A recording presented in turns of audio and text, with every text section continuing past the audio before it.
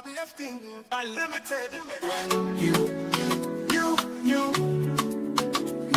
and you, uplifting, unlimited.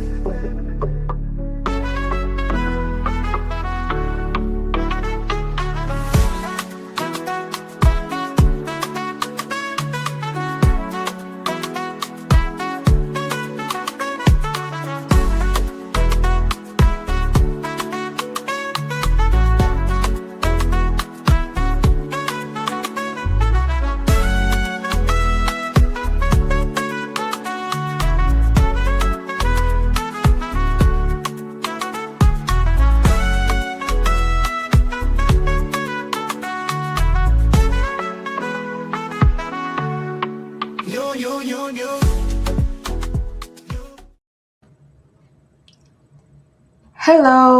Hello, everyone. Happy Sunday. Welcome to episode 2 of Hello Beautiful, a faith-based talk series that elevates mindsets to win daily. And we do this with Bible verses. So this week, I have a very special verse, a verse that is so near and dear to my heart that we're going to delve into and dissect and come up with tools to help you win. Okay? So the verse is from the book of Proverbs. Now, if you ask anyone about the books that I love, number one would be the book of Proverbs. And it is so practical. It's filled with wisdom. It gets you going. You can take the word in the book of Proverbs and you can apply it to your life daily. Very often I tell folks if they want to do a Bible challenge to consider reading one chapter of the book of Proverbs for 30 days or 31 days. It has 31 chapters, read it for 31 days. So one chapter a day and watch your life transform. All right. Before I digress, let's go back to this verse for this episode. It's Proverbs chapter 22, verse 29. And I'm going to read it in various versions. The first version I was going to read is the NUU International Version, also known as NIV. And it says, do you see someone skilled in their work? They will serve before kings. They will not serve before officials of low rank. Okay. So do you see someone skilled in their works? They will serve before kings. They will not serve before officials of low rank. So that's the NUU International Version, right? And of course, when they say, do you see someone skilled in their work? That's somebody in today's terms, in my industry, we call them SMEs, right? Like subject matter experts, right? So skilled in their work. They're so good. They could talk about what they do in their sleep. They're so good that people of high power are paying lots of money to just see them come in and speak and give them guidance and advice. So someone skilled in their work. Now, I want us to go into the amplified version, also known as AMP, and then you have the amplified classic version, AMPC. I'm going to read out what the Bible says in that version. It says, do you see a man diligent and skillful in his business? He will stand before kings. He will not stand before obscure men. He will not stand before obscure men, meaning he will not stand before people of no influence, power, or access, right? That's what the amplified classic version describes. Now, it's very similar to the NUU International Version. It starts with, do you see a man diligent and skillful? So the Amplified added another word to describe this SME, right? Diligent and skillful. Diligent, consistent, trained, without a doubt kind of individual. And what do? They stand before kings. Diligent in his business. Now, it could be in your skill, it could be in your career, it could be in the business that you're running, but you're diligent. People know what they're getting from you. There is no guessing. There's no if, buts, or maybes. They know exactly what they're going to get from you. They know what time you open, what time you close, what time you show up. When your yes is your yes and your no is your no, that's diligence, right? This is how the Amplified Version describes it. Now, I wanted to put in one more version. Usually this version is like simple English, break it down type of version, which is the Message version of the Bible, and it's often known as MSG, right? So the Message version, and it says, observe people who are good at their work. Skilled workers are always in demand and admired. They don't take a backseat to anyone. Okay, I like to say it again. Observe people who are good at their work, right? So it started with observe people who are good at their work. Then it went to another level. It said, these people that are good at their work, are skilled workers, always in demand and admired. So for you to be good at your work, that means you know your work so well. People want you. People want your work. People are always demanding. People are willing to stand in line for you to get the service from you. I know we've seen that in certain companies. We've seen that in certain stores. There are just certain stores that the work that they do is just so good. People are willing to stand a long line. When I say long line, just to get that service or get that food or get that brand, right? So observe people who are good at their work. One thing I like this verse about is it didn't just hone in on one person. So the previous verses, it said, see someone skilled in their work, see a man diligent. This one said, observe people, meaning it is not just one. You and I have that opportunity to be this persona, right? Skilled at their work, right? Always in demand, always admired, always backlog, right? And they don't take a back seat to anyone. They are in demand and they're admired. So why is this verse so near and dear to my heart? Number one, I'll tell you a story, a quick story. So when I met uh, Michelle Obama, I was somewhat young, a couple of years ago, and I met her, and I was so excited. I took a picture, and I could not wait to blow it up on Instagram. And I said, what would be the best capture for this picture with the great Michelle Obama? I was like, ah. And then I thought about this verse: see a king diligent in his see a worker diligent in his works. It shall stand before kings, shall not stand before men. I felt like that was a reflection of where I would like to be and who I want to be hanging out with in the future. People with power, people with access, people that when you stand next to them, they know that excellence is also in your story. Do you understand? So this verse is so near and dear to me, especially during times when I am working towards a goal, I'm refining my skill set, and I'm almost giving up. I go back to this verse and it sets me back in line. Like it sets me back in line to be like, if you want to eat with kings, you need to do what is necessary. So let's break it down.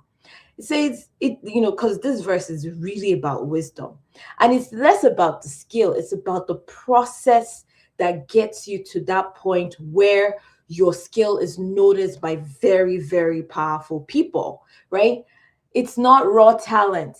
It's raw talent that has undergone the very rigorous training, discipline, resilience, patience, like going through all of those tough times, rejection, realignment, go back to the drawing board, rejoin, like that. That's the kind of skill they're talking about. That's the kind of talent, not raw. You know, talent can open the doors for you. Discipline is what will keep the doors open. Let me repeat myself. Talent could open the doors for you, but to keep the doors open, discipline Discipline is what will like keep them open for you. Don't let anybody lie to you. Nothing is automatic. There is a process here. And the Bible says it. It's like they are so skilled. They've been through the ringer, right? Like, think about it. When you think about diamonds, they go through major pressure for it to shine. Gold, it goes through furnace of fire for it to glitter the way it needs to. So, why would you think your talent won't go through the rigor, like the rigor that it requires for kings to now call you? Kings today are the boardroom, the executive management committee, the rooms that your managers go to, and maybe they mention your name because of the wonderful things you've done. Like rooms that you can't get into until you are at a certain level. That's how we describe kings today. So as we are just entering the second month of the year, January is done. We've set the goals. We're ready. We're setting objectives right now in the corporate setting or whatever institution you're in.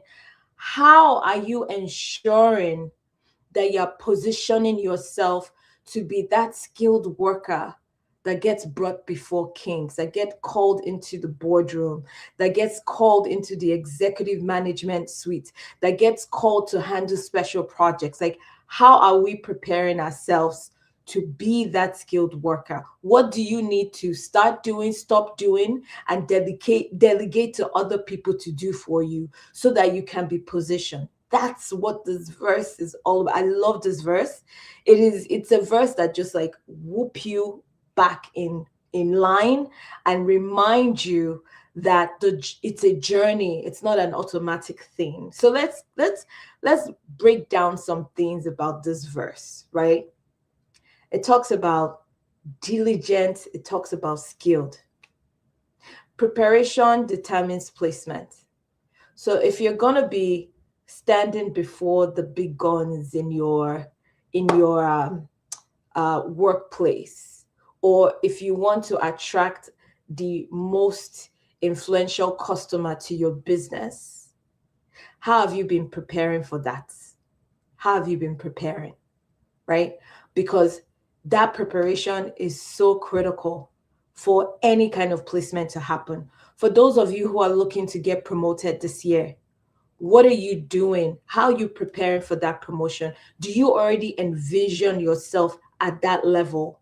And if you do, have you gone to meet people to ask them questions of what it is that they did to get to that new promoted level so you can start doing it now, right? Preparation. You prep, you prep, you prep, you prep, you go back to the drawing board, you look at what you're doing, you dust it up, you get feedback from trusted people. That's what preparation is all about. You're not doing it in isolation. You're doing it strategically with people that can help you and lift you up, right? So you've got to prepare. Understand, if we go back to that verse, it says, skilled workers are always in demand. I'm using the Message version. It's like, observe people who are good at their work. Skilled workers are always in demand and admired. Skilled workers don't chase. Skilled workers are pulled. They don't push, they get pulled, right?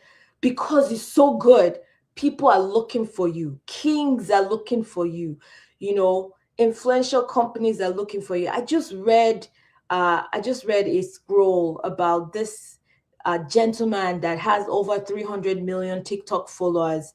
The guy that lost his factory job back in 2020, and he doesn't say anything. I can't remember his name. Doesn't say anything, but he will give you this like, this is how to do it kind of look. And he just sold his company for almost $1 billion, right? But all throughout, he was perfecting his skills. It wasn't automatic. He was learning. While he was posting on TikTok, he was learning, he was evolving, he was getting the necessary skills to move him up from one level to the next to the next, probably buy new equipment so that his videos are actually better. You just imagine the work that goes behind, right? So how are you preparing for that promotion? How are you preparing for that extra pay, that increase in pay? How are you preparing for the 200 plus customers that you want in your business, right? You got to prepare. Preparation is required to be called skilled at whatever you do. Okay, so that's one. Two, this is very, very critical for us Christians. We serve a God of excellence. Okay, so with that in of itself, excellence should be our modus operandi. Excellence is not perfection, and I think a lot of people always mix that.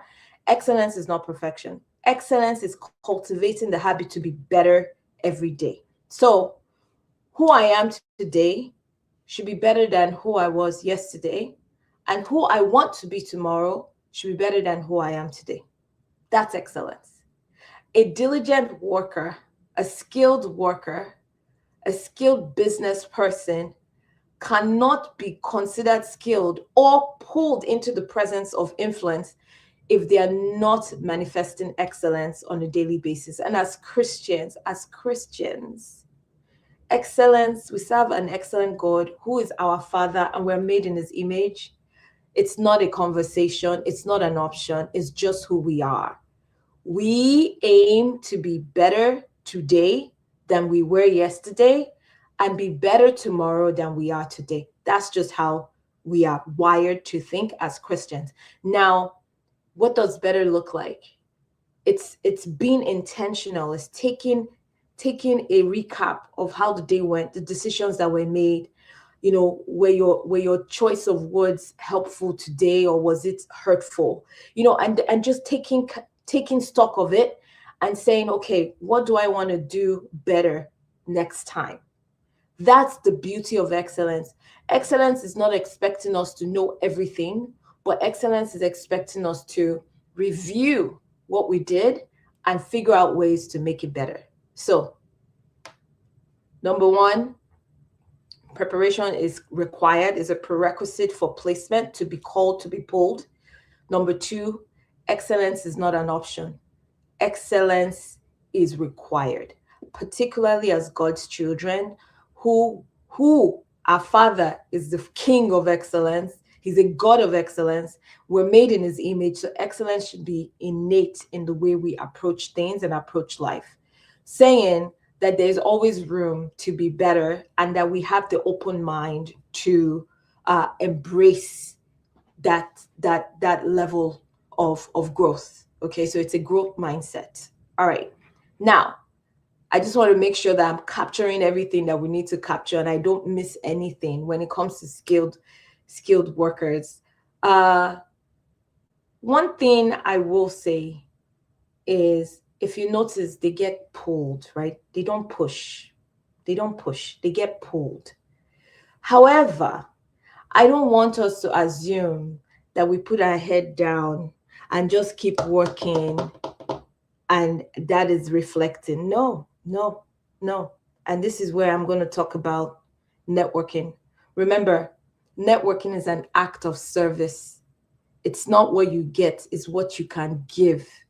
And if you want to learn more about networking, I will share more details. Let me just land with this last point, right? Skilled workers get pulled.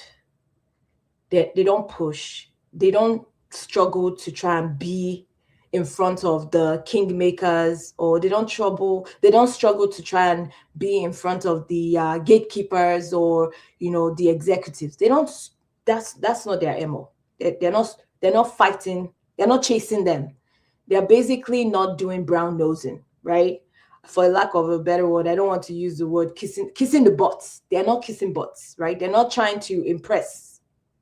However, networking is a critical part of it. And I'll give you an example of how networking was manifested. When we think about Joseph, right?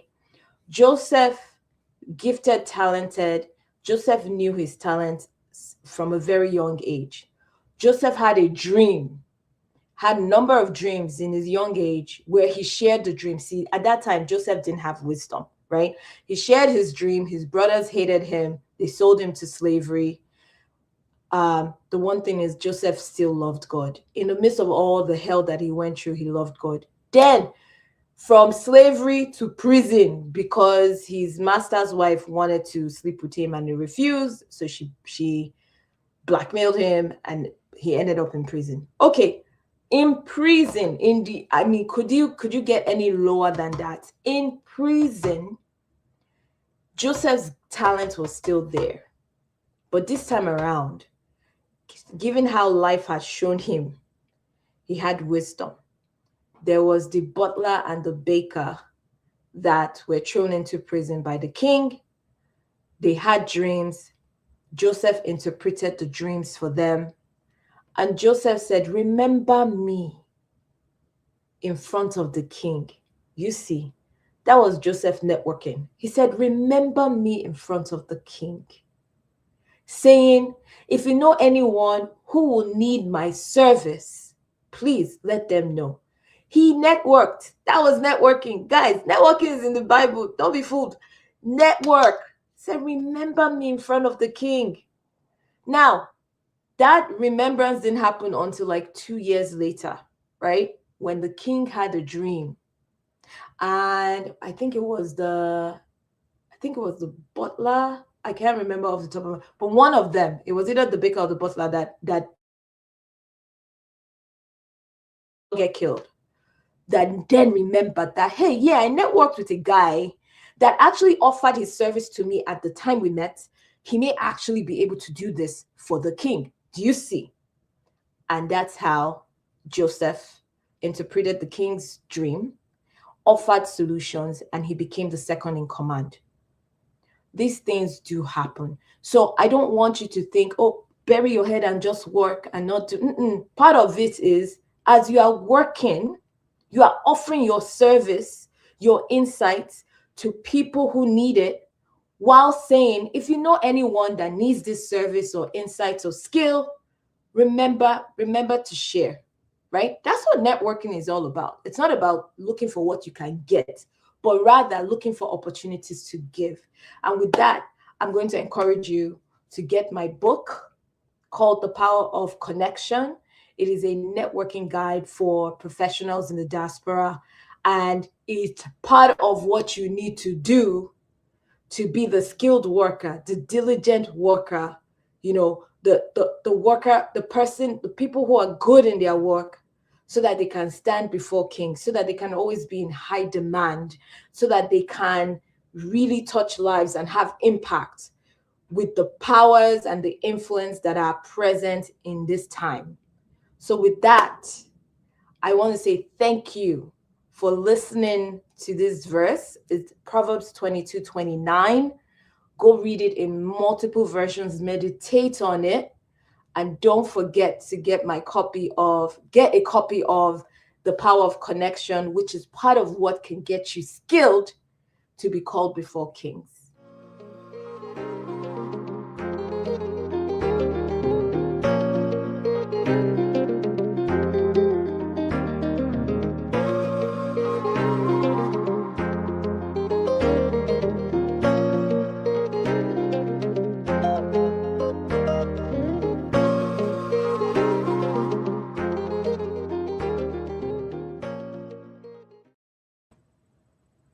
And with that, stay elevated and win every day.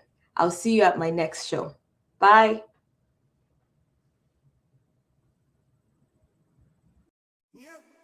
Uplifting, unlimited. You, you, you, you, and you,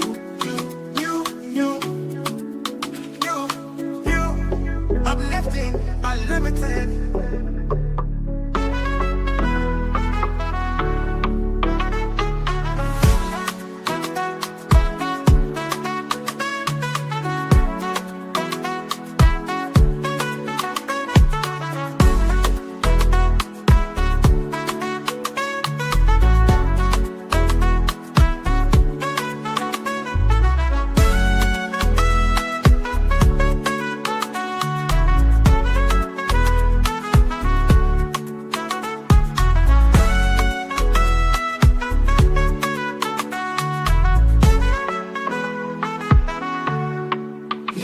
you, you.